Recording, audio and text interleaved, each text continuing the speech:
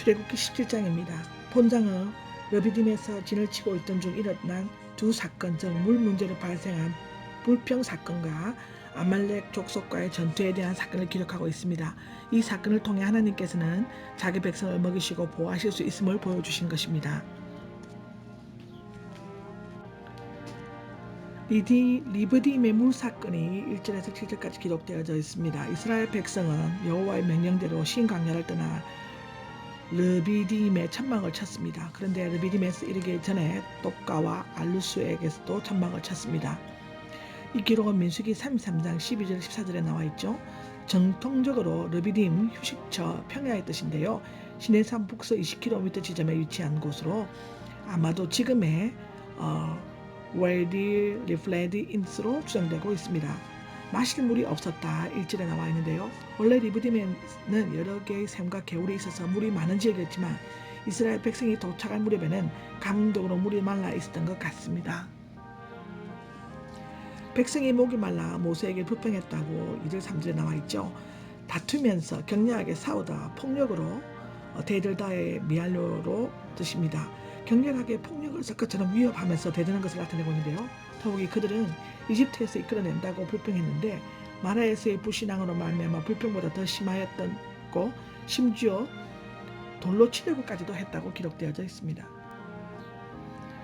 왜 너희가 여호와를 시험하려고 하느냐라고 이전에 나와 있죠. 지금까지 하나님께서는 그들의 요구를 다 들어주셨는데 그것을 기다리지 못하고 불평한 것은 하나님께 도전하는 행위요 불신앙적인 시험인 것입니다. 모세가 여호와께 도대체 어떻게 해야 합니까? 라고 사절에 부르짖고 있죠. 그들은 이미 여러 차례 모세를 원망하였고 그럴 때마다 모세는 모든 문제의 해결자 하나님께 부르짖었습니다. 이 기록은 민수기 11장 2절에도 나와 있죠. 여호와께서는 지팡이로 바위를 치라고 말씀하셨습니다. 6절에 나와 있습니다. 이 지팡이는 한나 양을 치는 막대기에 지나지 않았지만 여호와의 명령을 따라 들었을 때 나일강이 피로 바뀌었고 홍해가 갈라지는 강력한 이정의 지팡이가 되었습니다. 내 지팡이를 손에 붙잡고 나아가라라고 5절에 나와 있죠. 하나님의 명령을 믿고 나아가라는 것을 의미하고 있습니다. 그는 호렙산에 있는 바위 위에 도와주기 위해 서셨고 모세가 바위를 쳤을 때 물이 터져 나왔습니다. 이 물은 곧 영생수 되시는 예수 그리스도를 예표하고 있는데요. 이 기록은 고린도전서 10장 4절에 나와 있습니다. 강야에서 목말라 하는 이스라엘 백성에게 반석에서 물을 내어 마시게 했던 것처럼 고달픈 인생길에서 목이 말라 신음하는 자들에게 만세 반석 대신 예수 그리스도께서는 영생의 물이 터져 나오게 하셔서 마음껏 마시게 해주신 것입니다.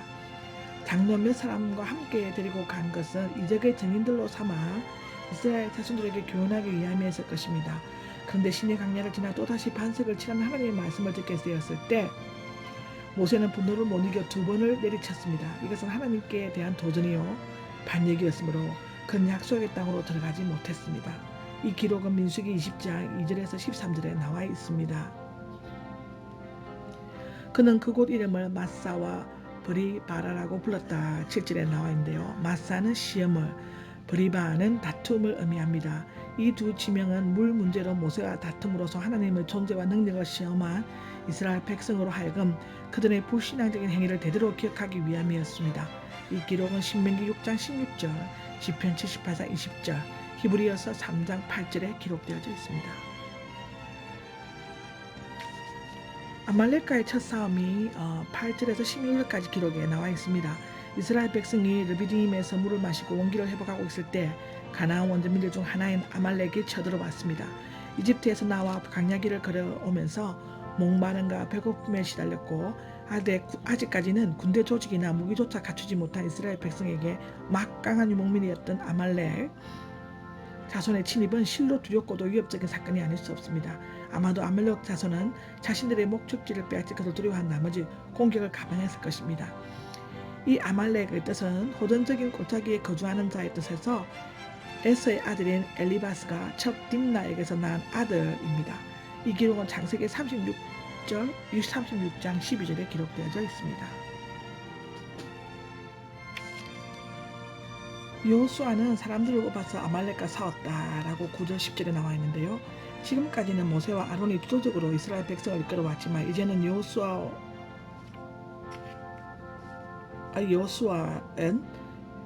여호수아는 곤이다의 뜻이 있죠. 요셉의 아들은 에브라임의 10대 대손이면 눈의 아들이 이끌었습니다. 아말렉 전쟁에서 모세는 그를 지휘관으로 임명했는데 그는 모세가 신뢰하는 보좌관이며 신실한 후계자였습니다. 이때 나이는 45세쯤이었는 것 같습니다. 당시 일반적인 관례대로 모세는 자신의 후계자로 두 아들 게르솜과 엘리에셀을 세울 수 있었습니다. 이 기록은 출애굽기 18장 3, 4절에 나오고 있지만 유능한 여호수아를 세우고 미리 훈련시킨 것은 또 하나의 위대한 지도자적 부분이 아닐 수 없습니다. 두 아들의 이름은 더 이상 성경에 찾아볼 수 없습니다. 앞서 이집트 바로가 뒤쫓아왔을 때 이스라엘 백성은 하나님께서 행하시는 것을 바라보기만 했는데 이제는 칼을 들고 전쟁을 치러야만 했습니다. 하나님께서는 때로는 사람을 매개체로 사용하여 자신의 뜻을 이루기도 하십니다. 모세와 아론과 홀은 그 언덕 꼭대기로 올라갔다고 10절에 나와 있는데 홀의 뜻은 고귀함이고 이곳과 24장 14절에만 기록되어 있습니다. 요세푸스는 홀이 미리암의 남편이라고 적고 있습니다. 그들이 산에 올라간 이유는 분명히 언급되어 있지 않지만 모세가 손을 들었다는 것을 보면 전투의 승리를 위해 기도하기 위한 것이었음을 알 수 있습니다.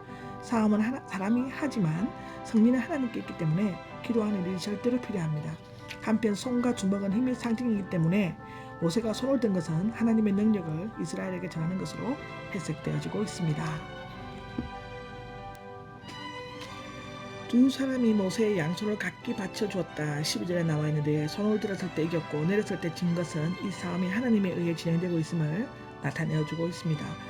모세는 하나님의 명령에 따라 지팡이를 들었을 때는 막강한 힘을 발휘할 수 있었지만 스스로 손을 들었을 때는 피곤하여 내릴 수밖에 없었습니다. 이에 아론과 홀이 그 양손을 받쳐준 것은 협력하고 헌신적인 합심 기도가 얼마나 큰 효력을 발휘하는지를 보여주고 있습니다. 이 기록은 야고보서 5장 15절 16절에 나와 있습니다.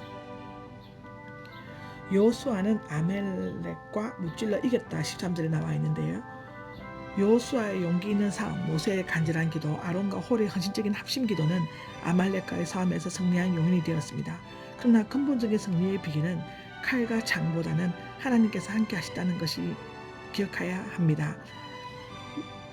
열왕기상 17절 47장에 나와 있습니다. 이것을 책에 써서 기념되게 하라고 14절에 나와 있는데 기록된 성경에 대한 최초의 언급이라고 할 수 있습니다. 이것은 이스라엘 백성의 모든 면에서 아말렉과 싸우기에는 연약한 존재였지만 하나님의 도우심으로 이길 수 있었음을 후대에 알리도록 하기 위함이었습니다. 또한 하나님을 무시하고 피곤에 지친 형제 자손이 이스라엘을 비겁하게 뒤편에서 공격한 아말렉에 대한 기억을 완전히 지워버릴 것임을 후계자인 여호수아에게 알려주라고 했습니다. 이 기록은 신명기 25장 18절에 나와 있습니다. 실제로 이 예언적인 말씀은 사울과 다윗, 히스기야 시대를 거치면서 그대로 실현되었습니다. 이것은 열왕기상, 히스기야 열대상에 다 기록되어 있습니다. 모세가 제단을 여호와 니시라고 불렀다 15절에 나와 있는데요. 이전에 모세는 하나님의 은혜를 찬양했는데 여기에서는 최초로 다른 사고 감사의 제사를 드렸다라고 기록되어 있습니다. 이 기록은 창세기 28장 19절, 33장 20절에 나와 있죠. 그리고 하나님의 크신 이름들 중 하나인 여호와 니시라고 부른 것은 여호와께서 그들의 대장과 구원자가 되시어 전적으로 승리를 도우심을 나타내기 위함입니다. 이 기록 또한 시편 20장 5절에 나와 있죠. 마귀와 영적인 싸움에서 이기려면 십자가의 공기를 붙잡고 대장 대신 그리스도의 뒤를 따라가야만 합니다. 디모데후서 2장 3절에 나와 있습니다. 마귀는 아말렉처럼 끊임없이 괴롭히고 대적하다가 마지막에는 영원히 멸망당하게 되고 말 것입니다. 아멘. 출애굽기 17장의 히브리어를 공부하겠습니다. 17장 1절에 르비딤이죠. 이것을 레피딤으로 있습니다. 레피딤, 쉬는 장소, 평온이라는 뜻이고 이스라엘이 시내 강야에 도착하기 전 마지막으로 진을 쳤던 곳입니다. 이 길을 레피딤이라 합니다. 6절에 호렙산은 호레브, 메마르다 항폐하다의 뜻으로 모세가 처음 여호와를 만난 곳이고 10계명 돌비를 받았던 신의 산을 뜻하고 있습니다. 그리고 여기서 마사는 마사하 같은 뜻입니다. 냄새 맡다 시험하다 이스라엘의 불신앙을 기억하여 시켜주는 호렙산 근처의 한 장소입니다. 그리고 7장에 나오는 무리바는 메리바라고 있습니다. 다투다, 쟁변하다, 이스라엘의 저급한 믿음의 단면을 보여주는 곳이죠. 그리고 8절에 나오는 아말렉은 아말레크라고 있고요. 약탈을 일삼던 고대 유목민족으로 에스의 후손자인 아말렉의 후예고요. 아브라함 때부터 히스기야 때까지 주로 가나안 남쪽 네겝에서 살았습니다. 그리고 15절에 나오는 여호와 니시는 여호와 니시라고 있습니다. 여호와는 나의 깃발이라는 뜻으로 승리케 하시는 하나님을 신뢰하고 찬양하는 이름입니다. 아멘.